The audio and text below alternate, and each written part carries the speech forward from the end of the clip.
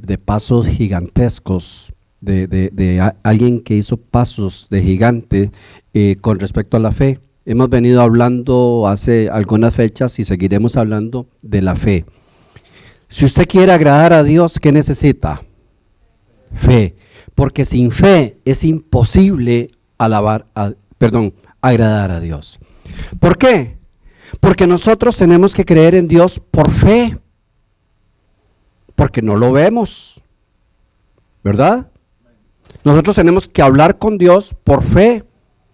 Nosotros tenemos que tener nuestra esperanza en Dios por fe. O sea, la fe es indispensable para que el hombre se correlacione con Dios. Entonces, si no hay fe, usted no puede tener comunión con Dios. Si en este momento llegamos a cualquier lugar de Oklahoma, al lugar más perdido, donde esté la gente más mala, posiblemente preguntamos, ¿ustedes creen en Dios? Y la mayoría va a decir, sí, claro.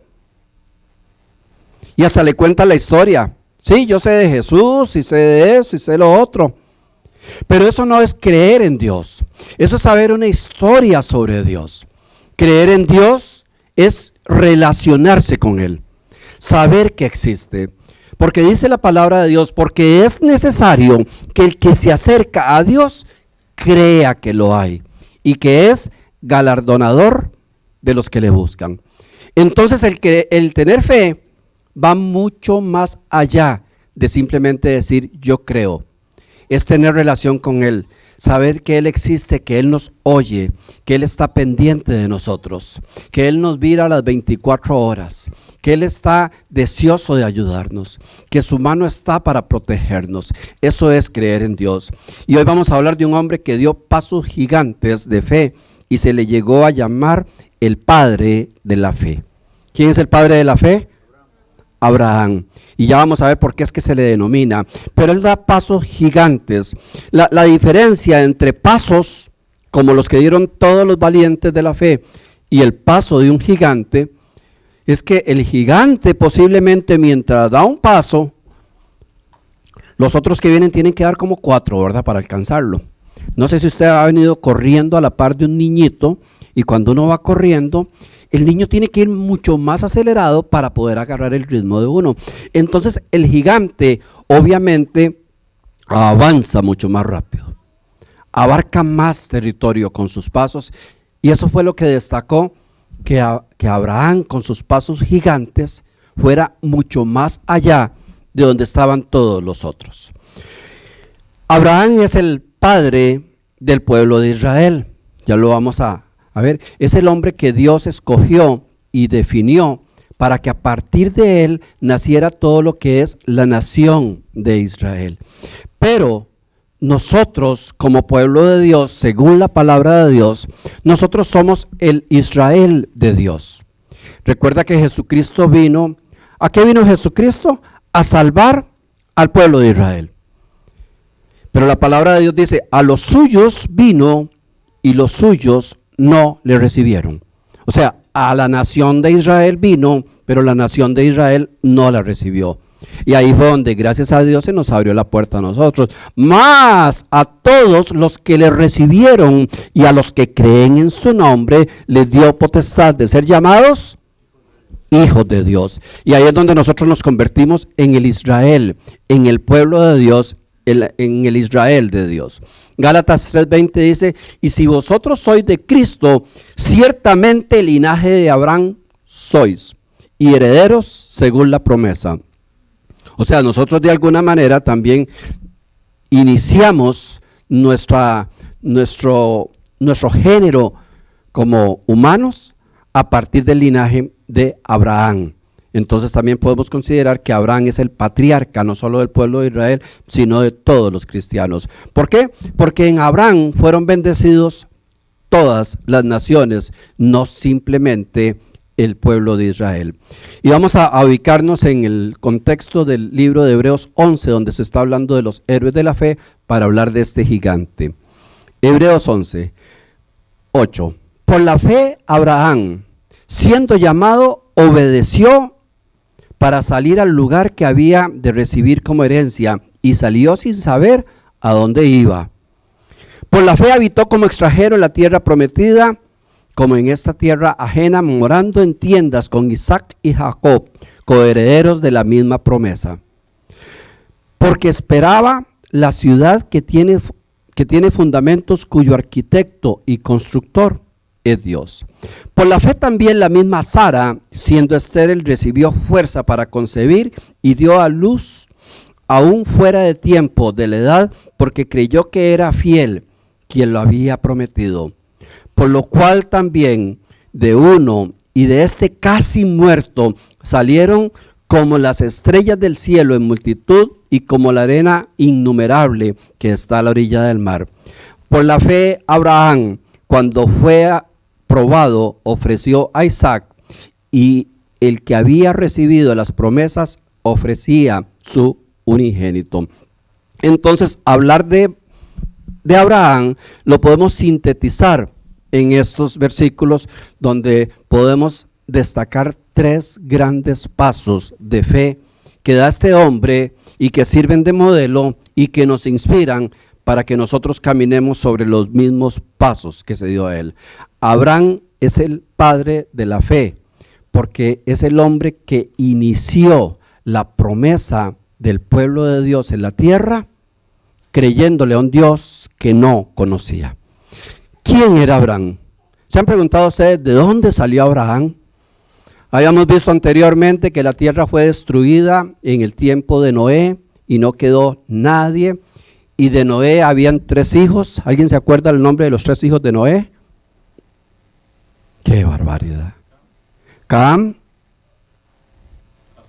Jafet. ¿Alguien que le ayude a Oscar? Pero dígalo con ganas. Sem.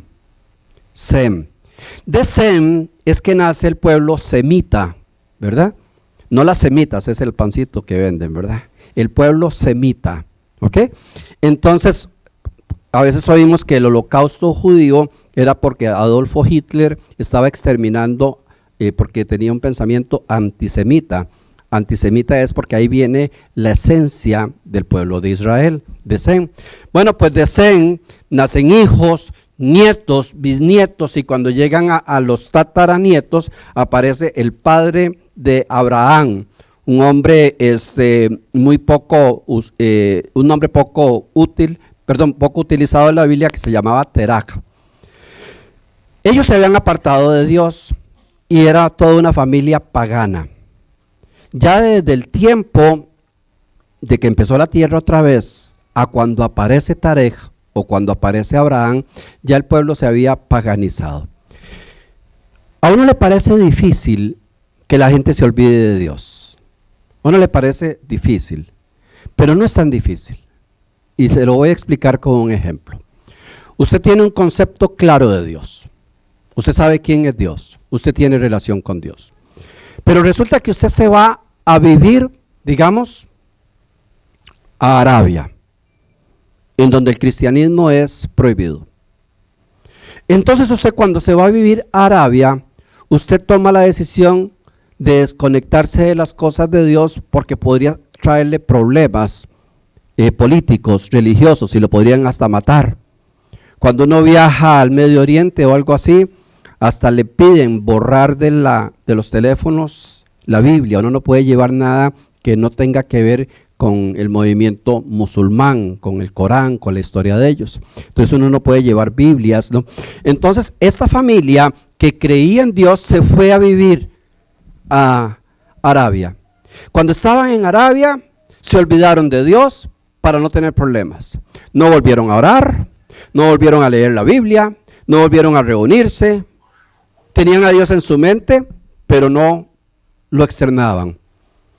Cuando esa familia tiene hijos en Arabia, esos hijos nunca escuchan a sus padres hablar de Dios, porque ya no tienen contacto.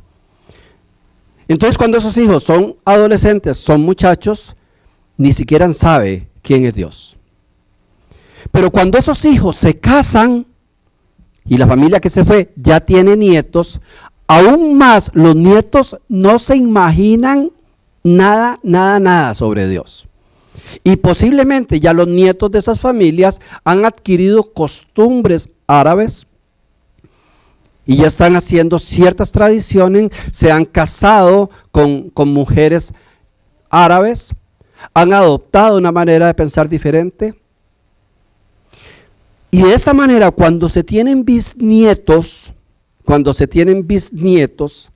ya definitivamente los bisnietos no tienen la menor idea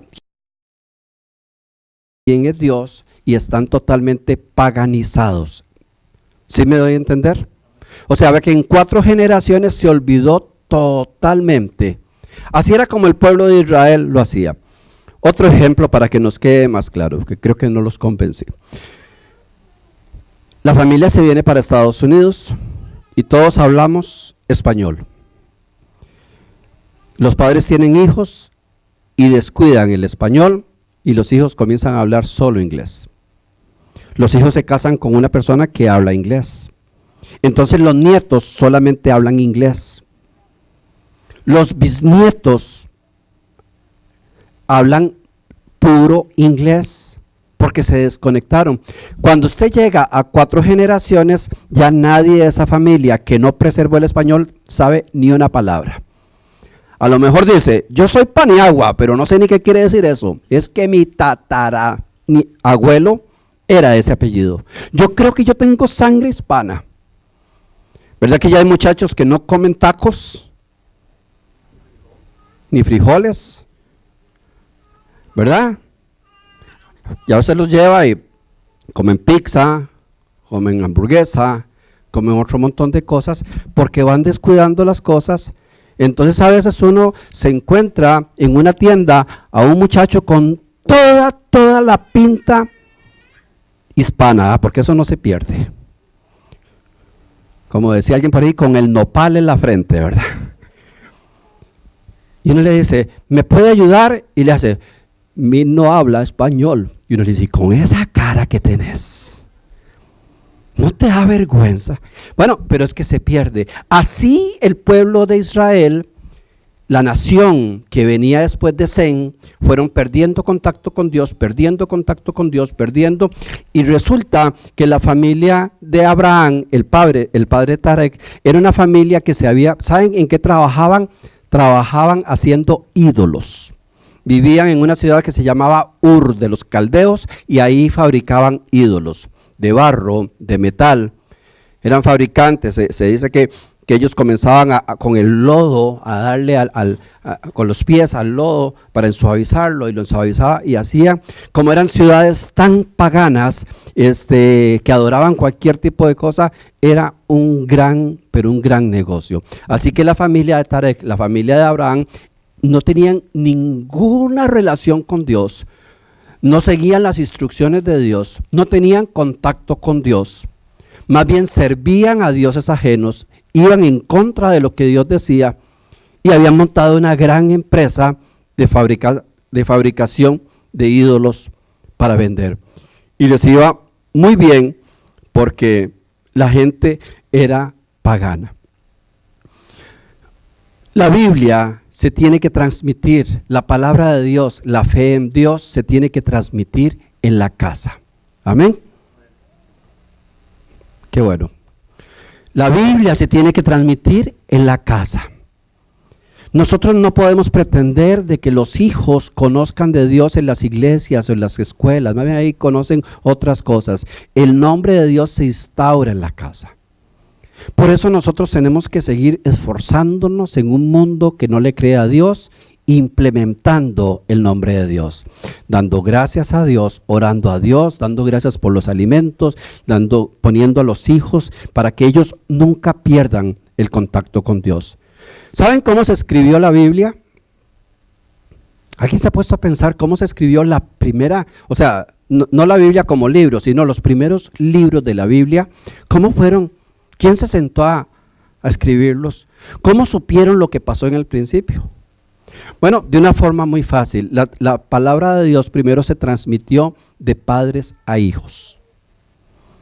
Vean qué cosa más bonita. En esos tiempos el modelo que había era patriarcal. Un modelo patriarcal quiere decir que el padre se encargaba directamente del crecimiento, del desarrollo de los hijos. Hoy el modelo es matriarcal, ¿verdad? En la mayoría de casos. Hoy desde que el niño nace, normalmente la madre asume la responsabilidad de llevarlo para que el papá vaya a trabajar. Entonces en esos tiempos, desde que el niño caminaba, ya se iba con el papá a trabajar. Entonces toda la educación, toda la formación se la daba el padre al hijo. Y era muy puro.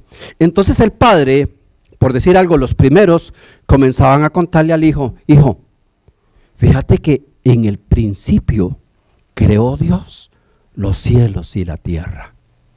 Niño, ¿de verdad? Sí. Y la tierra estaba desordenada y vacía.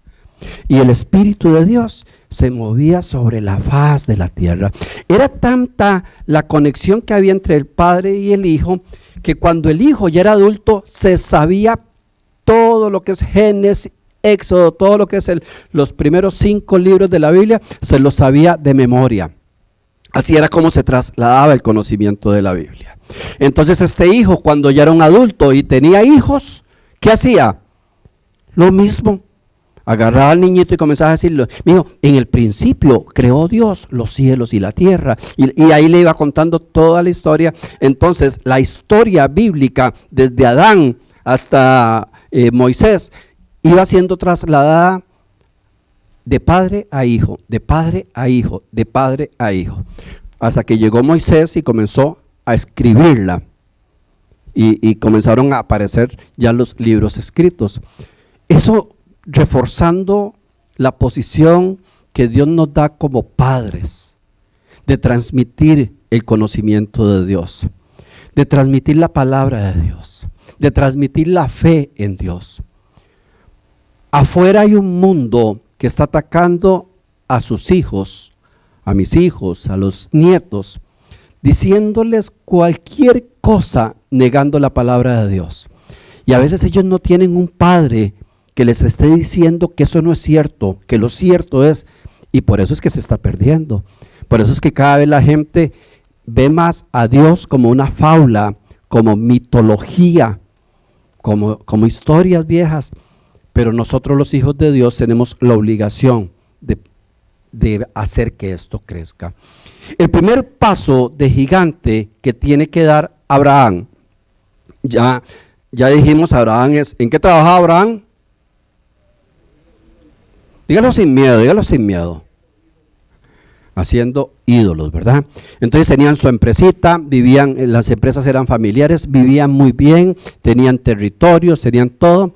Y de un momento a otro, vamos a Génesis 12, dice, un día el Señor le dijo a Abraham, deja tu tierra, tus parientes y la casa de tu padre para ir a la tierra que yo te voy a mostrar. Con tus descendientes voy a formar una gran nación. Voy a bendecirte y hacerte famoso, y serás una bendición para otros. Bendeciré a los que te bendigan, y maldeciré a los que te maldigan. Por medio de ti, bendeciré a todas las familias del mundo.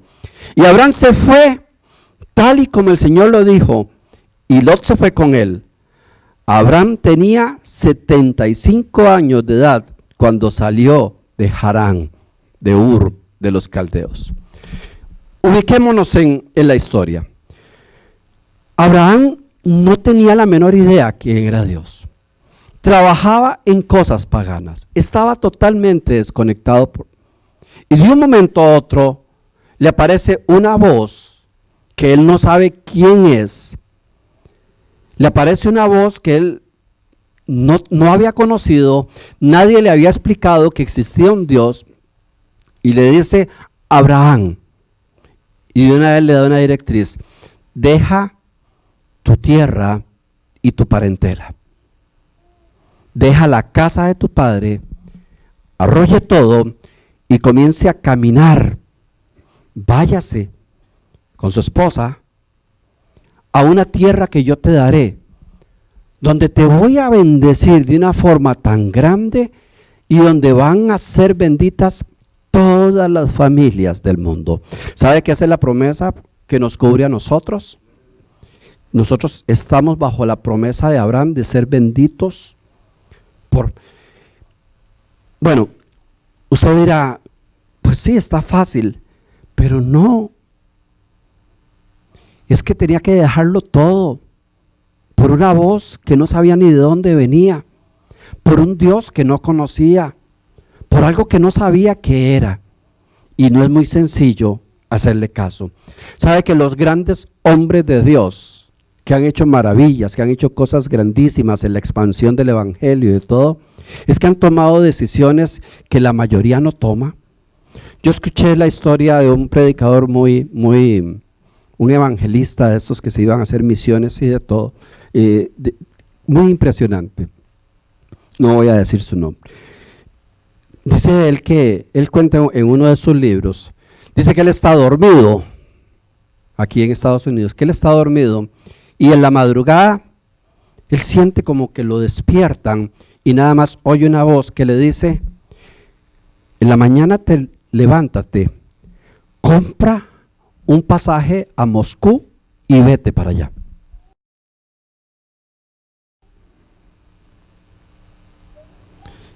Yo creo que si cualquiera de nosotros oye eso, lo piensa, ¿verdad? Y uno le dice, ¿será un sueño? ¿Serán los tamales que me comí anoche? ¿Será que es el televisor encendido? Y se nos va a hacer una complicación y a lo mejor decimos, vea Señor, si es usted, vuélvamelo a decir. Confírmamelo. Y cuenta este hombre que él, claro de la voz de Dios, se despierta inmediatamente, en esos tiempos se va para una agencia de viaje y compra un tiquete para Moscú, sin saber,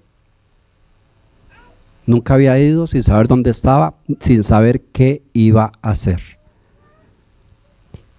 ¡Qué obediencia! Eso es fe. Se montó en el avión, se fue para Moscú. Bueno, Dios le había indicado, ve a la Plaza Roja. La Plaza Roja es como el centro político de Moscú. Es el lugar donde la gente normalmente va, donde está el Kremlin y todo eso. Él se va para Moscú. Entonces dice que él llega sin saber una sola palabra de ruso, sin saber ni dónde estaba, ni qué iba a hacer, nada, solo porque le obedeció a Dios. Tomó un taxi y señaló ahí que quería ir a la Plaza Roja y dice que se bajó y comenzó a pararse, a caminar en la Plaza Roja. ¿Y ahora qué hago acá? Es que imagínese usted estar allá solo. Señor, ya vine, ¿y ahora qué hago? Cuando el hombre está ahí, dice que él duró un par de horas parado en la Plaza Roja de Moscú. Dice que pues posiblemente levantó sospechas. ¿Qué está haciendo este tipo ahí hace tanto rato? No parece turista, no anda con nadie. Entonces se le acercó la policía. Y uno de ellos hablaba inglés y le dijo, ¿qué estás haciendo acá? ¿Y sabe qué se animó a decir este hombre ahí en Moscú? Es que Dios me dijo que viniera acá. Ese hombre prácticamente con esas palabras estaba confinándose a ir a dar a la cárcel el resto de su vida. En ese tiempo a Rusia se le denominaba la cortina de hierro, estoy hablando de hace unos 30 años. Era totalmente prohibido hablar de Dios, no existía la libertad de expresión.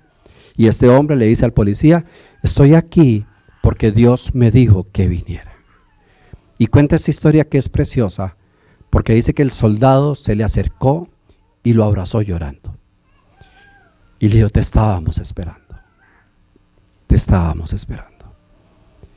Y se lo llevó a unas reuniones que hacían en los túneles debajo de la tierra, y existía una iglesia cristiana escondidas que no tenían nadie que les enseñara la palabra de Dios. Uno dice, wow, qué impresionante. Qué cosa más preciosa debe ser que Dios lo lleve a ese nivel. Pero ¿sabe dónde empieza todo? En que le creyó.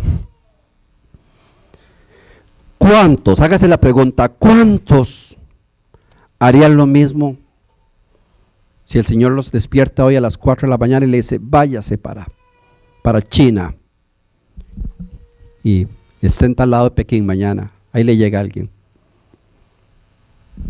Le cuento que está difícil, ¿verdad? Por eso dicen, si quieres ver cosas que nunca has visto, vas a tener que hacer cosas que nunca has hecho. Si queremos ver una dimensión de fe mayor a la que tenemos, vamos a tener que comenzar a aplicar la fe y hacer cosas. Pequeñas cosas, tal vez Dios no te va a llevar a esos compromisos.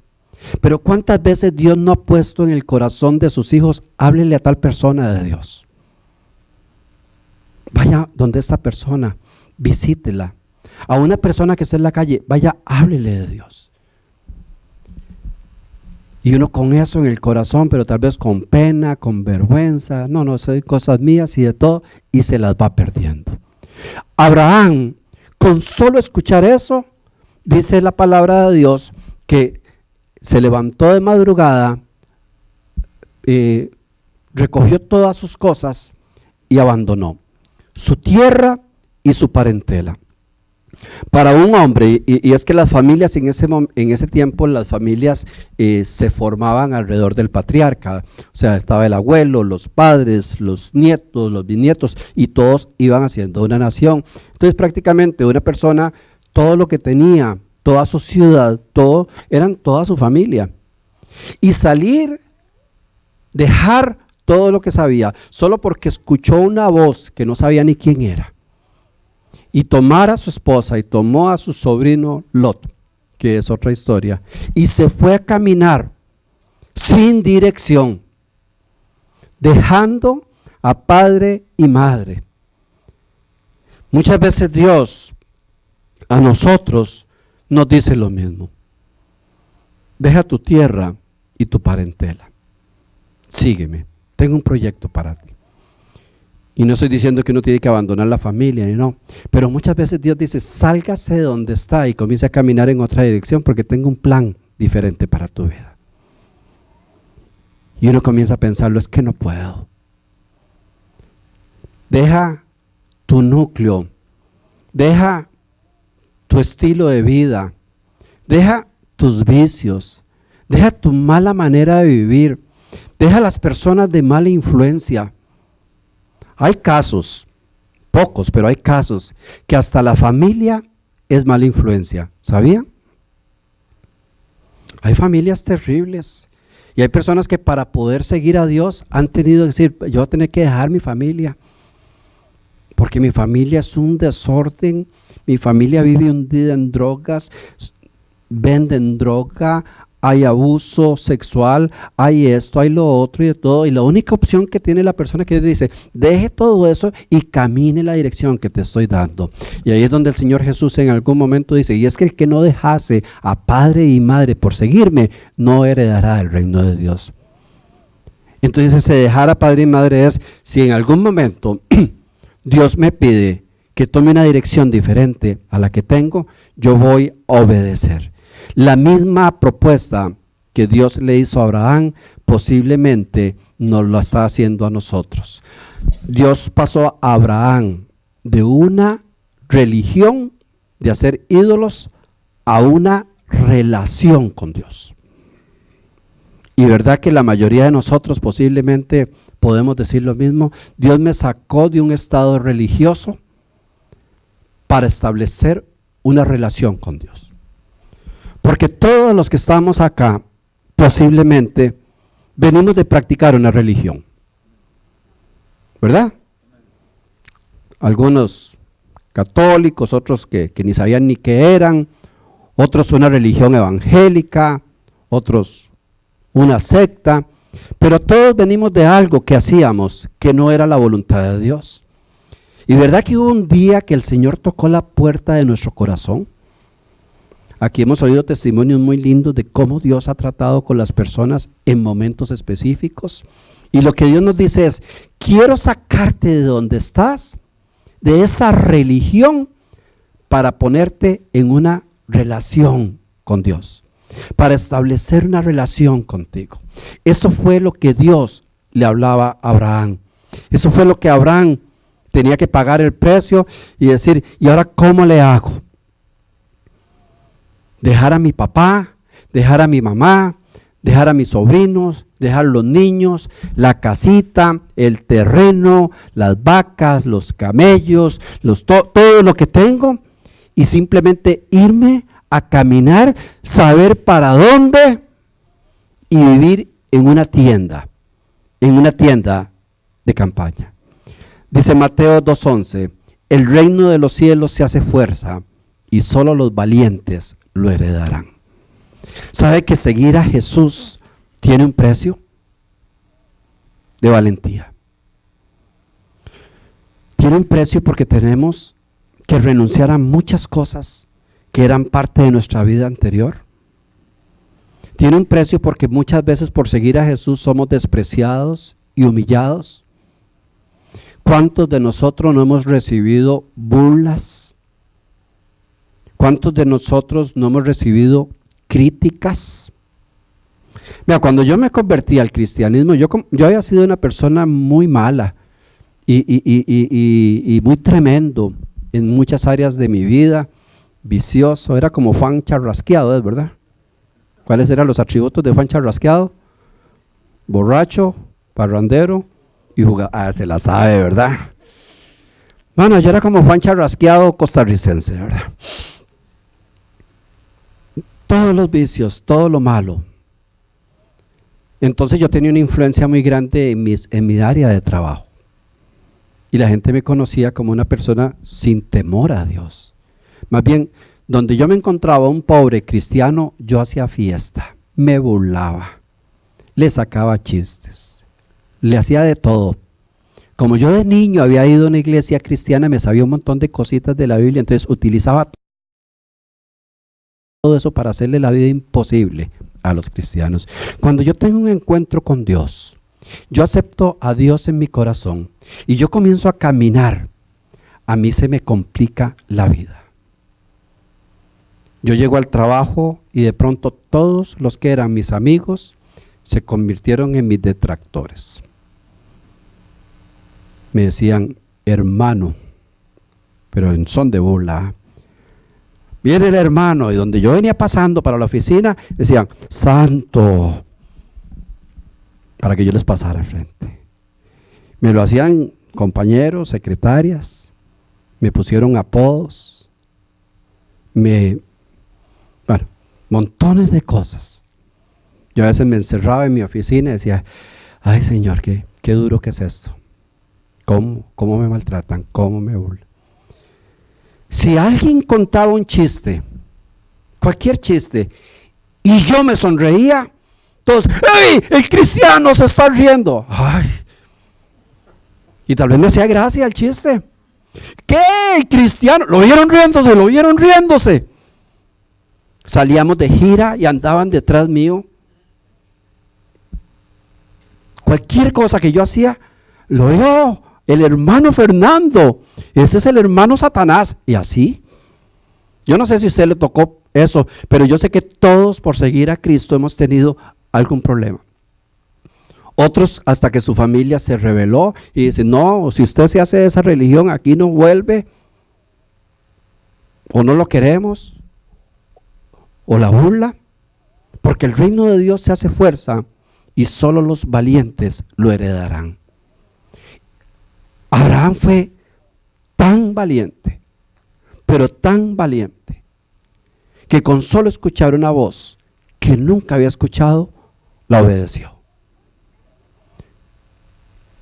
Y lo que nos enseña la palabra de Dios sobre Abraham es para aplicarlo en nuestra vida. Iglesia, Dios tiene planes y proyectos para su vida. ¿Cuántos creen que Dios tiene un plan o un proyecto para su vida? Quiero ver esas manos para tomarles una foto. Ok. Bueno, así como Dios tiene un plan y un proyecto para su vida, hay un enemigo que tiene un plan y un proyecto para que usted no lo haga. Ese hombre era un viejo, tenía 75 años. Su esposa tenía 65 años cuando salen en esta travesía. Tuvieron que pasar Egipto. El rey de Egipto se enamoró de Sara, de la esposa de Abraham. Tuvieron que huir. Su vida fue complicada después de haber vivido posiblemente con lujos, con esclavos, con empleados y de todo. Ahora tenían que vivir una vida al día solo por haber obedecido la voz de Dios. Dijo el Señor Jesús: si alguno quiere venir en pos de mí, ¿se acuerdan qué dice? Niéguese a sí mismo. ¿Qué es negarse a sí mismo? No hacer lo que yo quiero hacer. ¿A quiénes les gusta hacer lo malo? Qué santitos. Ahí hay uno ya, dos, ya van saliendo, ¿verdad? A todos nos gusta hacer lo malo. Vuelva a ver la persona que está a la par y dígale: a usted le gusta hacer lo malo. Eso sí, ahí sí obedecen, ¿verdad? Qué obedientes, ahí sí. Al ser humano, por su naturaleza pecaminosa, le gusta hacer lo malo. La palabra de Dios dice: las aguas hurtadas son dulces al paladar. Y cuando una persona que no conoce a Dios hace lo malo, siente un placer. Siente algo bonito en hacer lo malo. Porque nuestro cuerpo, nuestra carne, está contaminada del pecado, entonces le gusta. Yo les he contado la historia que nosotros nos íbamos a robar guayabas. ¿Todos saben qué son guayabas? Ok. Íbamos a robar guayabas. Vea, y yo de jovencito, de niño, para ir a robar guayabas, nosotros prácticamente arriesgábamos la vida. Una barra de niños. Nos pasábamos una cerca y nos metíamos donde habían toros. Y ahí íbamos nosotros escondiéndonos. Nos subíamos a los árboles y uno apiaba guayabas y los otros las recogían. En esa finca recuerdo que tenían unos perros, pero furiosos. Y nada más de pronto alguien avisa y dice: ¡soltaron los perros! Y corra usted con las guayabas que podía agarrar. Y nosotros corríamos, y no sé si usted ha corrido cuando un perro viene detrás, uno siente como que el mismo diablo ya le va a agarrar la nuca. Y yo venía ahí orando, ¿verdad? Señor, que ese perro, séllale la boca. Y nosotros corriendo. ¿Sabe que cuando yo digo que arriesgábamos la vida es que tiraban balazos al aire? Y uno corriendo con los perros atrás y el dueño de la finca con la carabina tirando bala. Vea, pasábamos a veces la cerca y dejábamos los pedazos de pellejo en las púas. Y caíamos al otro lado, rotos, con el corazón en la mano, pero con las guayabas robadas. Y nos sentábamos a comer unas guayabas con gusanos y de todo. Nos sentábamos a comer y eran las guayabas más deliciosas que nos había. Y en la casa había un palo de guayabas. ¿De qué al ser humano le gusta lo malo? A uno le gusta, la adrenalina se le sube y de todo. Porque así es como funciona el ser contaminado. Entonces, cuando la palabra de Dios dice: si alguno quiere venir en pos de mí, o sea, venir hacia mí, seguirme a mí, niéguese a sí mismo. O sea, todo lo malo que le gusta hacer, deje de hacerlo. Y ahí se complica la cosa. Porque ahí pueden entrar hasta los chicharrones, aunque usted no lo crea. Ahí pueden entrar todos los abusos de las cosas que Dios dio. Cuando digo chicharrones, nadie vaya a decir: el pastor dijo que comer chicharrones es pecado. No, lo que es pecado es la gula. ¿Saben qué es gula? ¿Cuántos padecen de eso?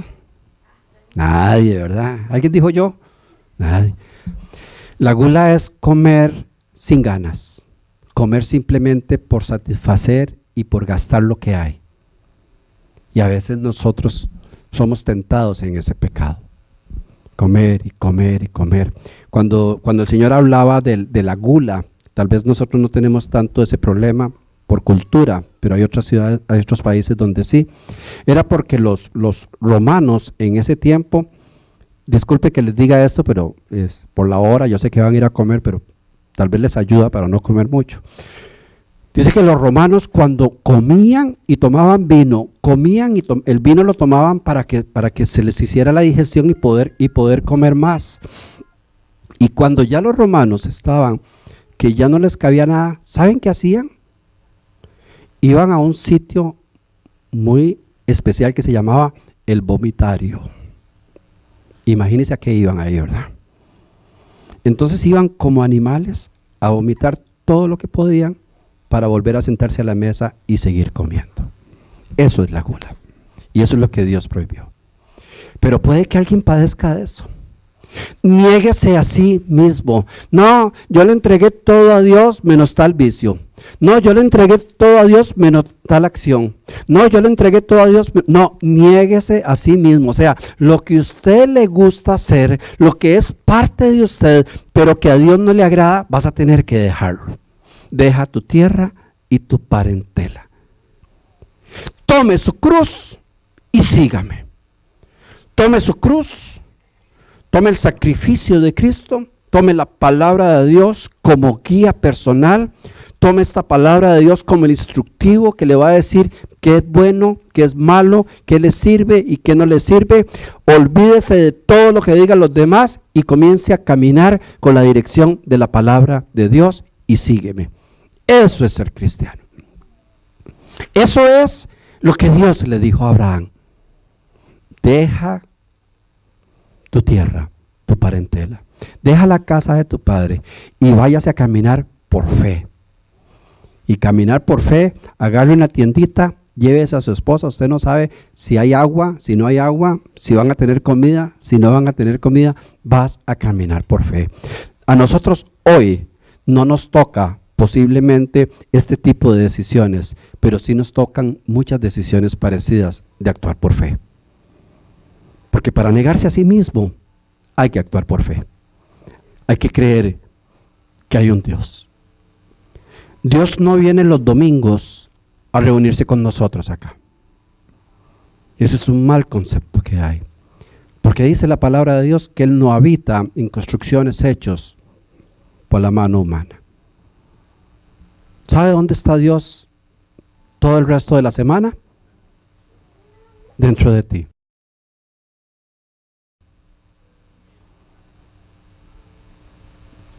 Te ve 24/7, te ve luchando, te ve cayendo, está esperando para levantarte cada vez que caes, pero está contigo full time. Porque hoy en este momento, posiblemente todos nos sentimos bastante cómodos en nuestra relación con Dios.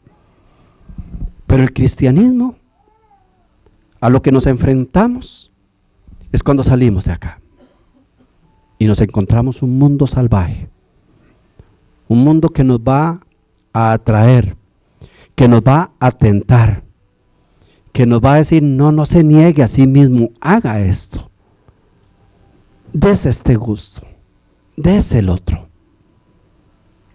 El domingo viene y otra vez se conecta con Dios. Esa es la diferencia, iglesia, entre relación con Dios y religión. La religión le permite al hombre nada más cumplir ciertos cánones. Vaya a la iglesia los domingos y ya cumplió. Eso es religión. La relación es que yo tengo un Dios a mi lado. Alguien que vive conmigo, que duerme conmigo, que me levanta, que se da cuenta cuando lloro, se da cuenta cuando estoy triste, que sabe lo que me conviene, que quita piedras de mi camino, que pone personas en mi camino,